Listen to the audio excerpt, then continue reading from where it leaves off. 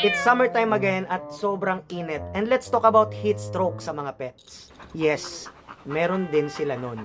Akala mo okay lang, hinihingal lang siya. Mainit lang, di ba? But this can already be heat stroke in dogs. Mga signs, you have to watch out for this. Excessive panting, drooling, and very red tongue and gums. Then suddenly, vomiting, severe weakness, or even collapse. Reality check. Dogs don't sweat like us.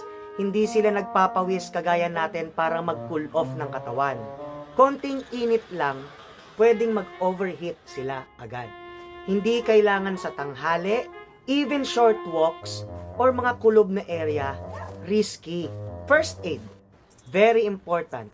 If you suspect heat stroke, act fast. Move to a cool area, basain ng room temperature water, hindi nagyayelo ha, fan or airflow. Don't use ice directly.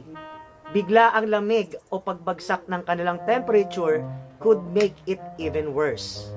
This is not home treatment. You have to rush to your vet now. To prevent this, dapat laging may fresh, cool water. Avoid walks from 9 a.m. to 4 p.m. Provide shade and proper airflow. Never ever iwan ang dogs nyo sa mga parked car or in places na walang maayos na ventilation or mainit na lugar. Kaya don't wait for collapse before you act. Try to prevent it, and if nandyan na yan, dalhin nyo na agad sa inyong mga vet. I'm Doc JC, so please share this video for awareness ng lahat ng mga fur parents. Bye!